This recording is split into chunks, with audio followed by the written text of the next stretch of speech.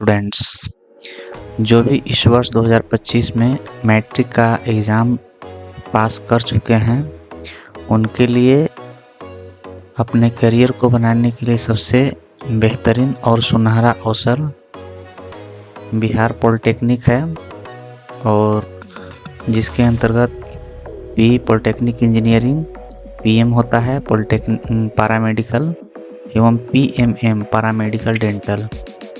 Paramedical का form दो स्तर पर भरा जाता है, एक मैट्रिक लेवल पर और एक इंटर लेवल पर, और पी जो होता है वो मैट्रिक लेवल पर ही होता है, यानी कि जो मैट्रिक इस वर्ष उत्तीर्ण कर गए हैं, पास कर गए हैं, वो फॉर्म को अप्लाई कर सकते हैं। तो चलिए हम देखते हैं बिहार पॉलिटेक्निक फॉर्म के लिए एलिजिबिलिटी क्राइटेरिया क्या है, कौन कौन इसको भर सकता है और क्या इसके लिए क्राइटेरिया रखा गया है।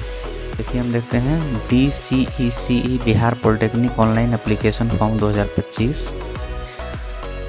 Bihar combined entrance competitive examination board BCECEB invites online application form for diploma certificate entrance competitive examination DCECE, यानी कि डिप्लोमा स्तर पर जो सर्टिफिकेशन के लिए जो दिया गया है कोर्स वो Bihar combined entrance competitive examination के द्वारा दिया गया है, जिसमें PE polytechnic engineer, PMM paramedical dental और PM paramedical 2025 admission into notified polytechnic और डिप्लोमा कोर्स, यानी कि यह एक डिप्लोमा कोर्स के अंतर्गत आता है in all government and private colleges, यानी कि इसकी पढ़ाई गवर्नमेंट और प्राइवेट दोनों कॉलेज में होती है। All eligible male and female candidates can apply online at BCECE board, यानी कि सभी एलिजिबल मेल और फीमेल कैंडिडेट यानी गर्ल्स एंड बॉयज दोनों इसमें अप्लाई कर सकते हैं, जो BCECE बोर्ड के ऑफिशियल वेबसाइट पर, जिसका लिंक यहाँ पर दिया गया है bceceboard.bihar.government.in फ्रॉम 2 अप्रैल 2025, यानी 2 अप्रैल 2025 से लेकर के लास्ट डेट 30 अप्रैल 2025 तक for Bihar polytechnic admission through diploma certificate entrance competitive examination, यानी कि सबसे पहले उनको एक एंट्रेंस एग्ज़ाम देना होता है। उसके लिए सबसे पहले फॉर्म भरना है। फॉर्म भरने के कुछ महीने पश्चात इसका एग्ज़ाम का डेट निकलेगा और एग्ज़ाम देना है। एग्ज़ाम के बाद उसका रैंक कार्ड जारी किया जाता है। रैंक यानी पूरे बिहार भर में आपका कितना रैंक आया है उसका स्थान निर्धारण होता है, और जितना अच्छा रैंक लाते हैं उतना ही आप अच्छे कॉलेज में एडमिशन ले सकते हैं। तो चलिए आगे का और क्राइटेरिया हम चेक कर लेते हैं, देखते हैं यहाँ पर क्या क्या है। इम्पोर्टेंट डेट्स, एप्लीकेशन स्टार्ट 2 अप्रैल 2025, यानी 2 अप्रैल से स्टार्ट है, और एप्लीकेशन का लास्ट डेट 30 अप्रैल 2025 तक है। फी पेमेंट लास्ट डेट 1 मई 2025 11:59, यानी रात्रि 12 बजे के पहले तक 1 मई तक आप पेमेंट कर सकते हैं। एडिटिंग ऑफ एप्लीकेशन, यानी कि किन्हीं कैंडिडेट का फॉर्म बाय मिस्टेक किसी कारण से गलत फिलअप हो गया है और वे अपने आवेदन में सुधार करना चाहते हैं, तो उनके लिए भी डेट दिया गया है जो 2 मई 2025 से लेकर 3 मई 2025 तक रखा गया, यानी कि 2 दिन का टाइम है, नहीं 3 दिन का टाइम है, 2, 3, 4। Okay. Admit card release date to be notified later on, यानी कि एडमिट कार्ड जो रिलीज होगा उसका डेट बाद में बताया जाएगा आपको पोर्टल पर ही, इसके माध्यम से। Propose date of examination P to be notified later and PMM and PM to be notified later on, यानी कि दोनों का भी एग्ज़ाम डेट अभी निर्धारित नहीं किया गया है और दोनों का एग्ज़ाम का डेट इसी पोर्टल पर जारी किया जाएगा। अब हम देख लेते हैं for a single course group, यानी एप्लीकेशन फ़ी अगर देखा जाए तो जनरल या BC EBC कैटेगरी के लिए 750 रुपीज़ है, और SC ST डिजेबल कोटा के लिए 480 रुपीज़, यानी 480 रुपये है, और फॉर एनी 2 कोर्सेज। इसका मतलब क्या होता है, यहाँ पे 2 कोर्सेज है और यहाँ पे 3 कोर्सेज है। तो कहने का मतलब ये होता है कि सिंगल कोर्स मान के चलिए कि आप इसमें 3 कोर्स अवेलेबल हैं, जैसे कि पी है, पीएम है और एक पीएमएम है। तो यदि आप पैरामेडिकल के साथ साथ पॉलिटेक्निक इंजीनियरिंग भी एडमिशन लेना चाहते हैं, यानी कि दोनों में से कोई एक कोर्स मिल जाए, तो उसके लिए पीएम भी डाल सकते हैं और पीए भी डाल सकते हैं। तो इस तरीके से 2 अलग-अलग कोर्स जो हो गए वही कोर्स ग्रुप होता है। तो अगर आप दोनों डालते हैं तो 2 कोर्स ग्रुप में आ जाएगा, और अगर आप तीनों डालते हैं तो 3 कोर्स में आ जाएगा। यानी कि इसके साथ-साथ में आप तीनों फॉर्म का अप्लाई एक ही बार में आवेदन कर सकते हैं, जैसे कि पीई, पीएम और पीएमएम। लेकिन आप चाहते हैं कि केवल हमें पॉलिटेक्निक इंजीनियर ही करना है, तो आप सिंगल ग्रुप को सिलेक्ट करेंगे। जैसे कि पीई के लिए किसी को केवल पीएम लेना है तो सिंगल ग्रुप हो जाएगा पीएम। उसी तरीक़ा से पीएमएम का भी, तो यानी सिंगल भी ले सकते हैं और एक साथ में 2 भी ले सकते हैं, 3 भी ले सकते हैं। उसी के अनुसार ग्रुपिंग दिया गया है। और जितना कोर्स आप एक साथ में सेलेक्ट करते हैं उन सभी का कैटेगरी वाइज अलग अलग फ़ी को रखा गया। यानी कि अगर देखा जाए तो सिंगल कोर्स लेने पर 750 रुपये है, डबल कोर्स लेने पर 850 रुपये और ट्रिपल कोर्स लेने पर 950 रुपये। यानी कि 100 रुपया इंक्रीज होकर के यहाँ पर फ़ी रखा गया है। और टोटल जो सीट है 41,045।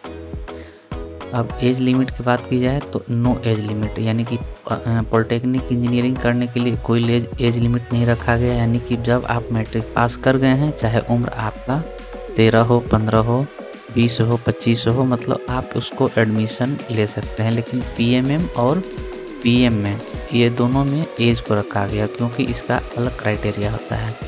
ये मेडिकल लाइन का ये फील्ड है जिसमें आपको अधिक उम्र का नहीं, आपको स्टार्टिंग से ही देखा जाता है। यानी 15 से 30 वर्ष तक के लिए आवेदन कर सकते हैं। पीएमएम 17 से 32 वर्ष या 35 वर्ष कैटेगरी को लेकर के, एज रिलैक्सेशन वगैरह कैटेगरी के अनुसार जो होता है उसके अनुसार आप 35 वर्ष तक भी इसमें अप्लाई कर सकते हैं। अब हम एलिजिबिलिटी क्राइटेरिया की बात कर लेते हैं। तो यहाँ देखते हैं कि इसका क्या क्राइटेरिया है। यानी शैक्षणिक योग्यता, polytechnic engineer PE 10th pass और equivalent examination passed from recognized board या institute and appearing candidates also eligible to apply. इसका मतलब होता है कि 10th पास हों या इसके इक्विवेलेंट एग्जामिनेशन दिए हों, यानी कि उसके समकक्ष, फ्रॉम रिकॉग्नाइज्ड बोर्ड या इंस्टीट्यूट, यानी किसी भी रिकॉग्नाइज्ड यानी कि अच्छे बोर्ड या इंस्टीट्यूट से जो मान्यता प्राप्त हो सरकार के द्वारा, and appearing candidates also eligible to apply, यानी कि जो कैंडिडेट इस वर्ष एग्ज़ाम देने वाले हैं उनका रिजल्ट या जो दे दी है रिजल्ट नहीं आया है, वो भी कैंडिडेट इसमें अप्लाई कर सकते हैं।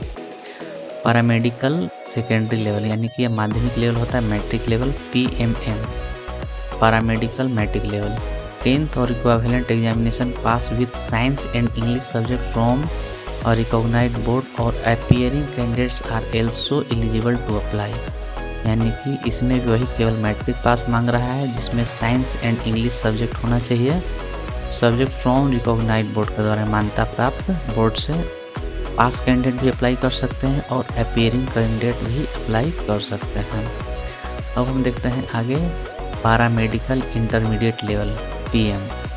तो इसके लिए क्वालिफिकेशन जो रखा गया है, पास्ट इन इंटरमीडिएट साइंस और equivalent examination for diploma in pharmacy with physics, chemistry and English plus mathematics और biology.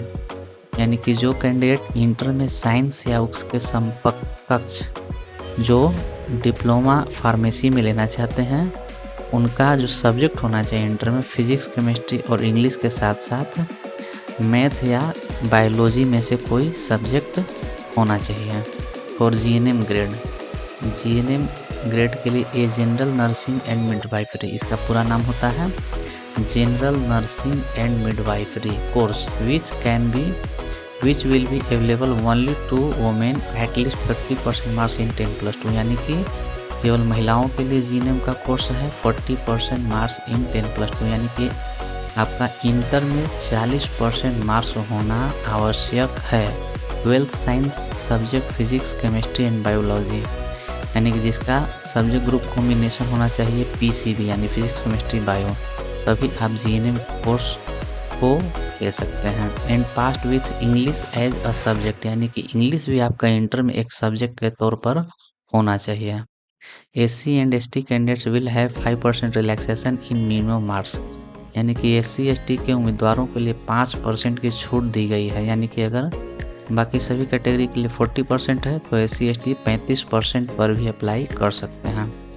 Candidates who have pass 10+2 intermediate vocational nursing course with 40% marks from any institution recognised by nursing council of India will also be eligible for candidate for enrolment in GNM nursing course, यानी कि वैसे candidate जो 10+2 intermediate vocational nursing course जो 40% marks के साथ में recognised university institute से pass out हैं वो भी इसके लिए एलिजिबल हैं GNM कोर्स के लिए। ANM course past candidates who have pass 10+2 intermediate exam with 40% marks, यानी कि ANM कोर्स करने के लिए आपको 40% मार्क्स के साथ इंटर पास होना चाहिए। They will also eligible for candidature for enrolment in this course for ANM nursing course which will be available only for women. Only 10+2 intermediate exam should be passed with 40% marks. English must be a subject in 10+2 intermediate examination for ANM courses. यानी कि और अधिक जानकारी के लिए आप इस site को देख सकते हैं, बहुत सारे विवरण दिए गए। चलिए हम नोटिफिकेशन थोड़ा सा हम देख लेते हैं कि क्या इसमें दिया गया है। और एडवर्टाइजमेंट यहाँ पर आप इसको पढ़ सकते हैं। अगर फॉर्म को भरने के लिए क्या क्या स्टेप दिया गया है तो उसके लिए आप इस पेज को पढ़ सकते हैं। नोटिफिकेशन दोनों में सेम ही है। ऑनलाइन अप्लाई फर्स्ट पेज देखिए, आप जैसे ही अप्लाई ऑनलाइन पर क्लिक करते हैं तो आपके सामने ये होम पेज खुलेगा BCE बोर्ड का, जिसके नीचे आपका दिया गया आवेदन, ऑनलाइन आवेदन करने के चरण यानी स्टेप दिया गया है, जिसमें कि सबसे पहले रजिस्ट्रेशन प्रोसेस है, मल्टी स्टेप एप्लीकेशन फॉर्म, यानी कि एप्लीकेशन के अधिक विभिन्न चरणों को स्टेप बाय स्टेप फॉर्म को फिलअप करें। प्रीव्यू एंड फाइनल सबमिट, यानी फॉर्म को अपना प्रीव्यू करें और उसके बाद कंफर्म होने के बाद उसको फाइनल सबमिट करें। पे एग्जामिनेशन या काउंसलिंग फ़ी, यानी कि अपना एग्जामिनेशन जो फॉर्म भरे हैं उसका फ़ी को पे करें पेमेंट मीडियम से। डाउनलोड कन्फर्मेशन पेज, और अपने कन्फर्मेशन पेज जो पेमेंट करने के बाद जो PDF आता है उसको आप डाउनलोड कर लें। अब हम देखते हैं कि यहाँ पर क्या है, ऑलरेडी रजिस्टर्ड कैंडिडेट्स, यानी इस लिंक पर वही क्लिक करेंगे जो पहले से रजिस्ट्रेशन जो कर चुके हैं उनके लिए। और जो कैंडिडेट बिल्कुल नया अपना अप्लाई करना चाहते हैं वो यहाँ पे न्यू रजिस्ट्रेशन का ऑप्शन दिया है, यहाँ पर क्लिक करके आगे बढ़ सकते हैं। तो चलिए हम देख लेते हैं कि क्या क्या है इसमें। देखिए यहाँ पर इंस्ट्रक्शन और procedure for online submission of application form, online आवेदन पत्र जमा करने के लिए दिशा निर्देश और प्रक्रिया दिया गया है। आप इसको भी चाहे तो पढ़ सकते हैं क्या क्या दिया गया है। अप्लाई करने के पहले क्या क्या आपका डॉक्यूमेंट रखना है, सब कुछ इसमें लिखा हुआ है। और सभी टर्म्स एंड कंडीशन को पढ़ करके आई एग्री करना है, और एग्री जैसे ही करते हैं तो आपके सामने पेज खुलेगा। ये देखिए रजिस्ट्रेशन का पेज है। कैंडिडेट्स का नेम कैपिटल लेटर में भरेंगे और वही सेम नाम यहाँ कंफर्म भी करना है। फिर उसके बाद father's name, mother's name, date of birth डालना है, confirm date of birth, gender male या फीमेल सेलेक्ट कर लें। और यहाँ पे दिया गया है आइडेंटिटी टाइप, जिसमें है क्लास 10th का roll number as printed on admit card, यानी कि जो आपके एडमिट कार्ड पर प्रिंट है क्लास 10th का रोल नंबर वही उसी को आप इसमें फिलअप करेंगे। तो ये भी कर लेंगे। फिर मोबाइल नंबर, ईमेल आईडी। हाँ, और इस फील्ड को सबसे ध्यान देने वाली बात है कि आपका मोबाइल नंबर और ईमेल आईडी दोनों एक्टिव होने चाहिए, क्योंकि दोनों पर OTP आता है, उसके बाद ही रजिस्ट्रेशन वेरीफाई हो पाता है। और ये सब पूरा फिलअप करने के बाद यहाँ कैप्चा कोड डालेंगे, सिक्योरिटी पिन सबमिट करेंगे तो आपका रजिस्ट्रेशन हो जाएगा। उसके बाद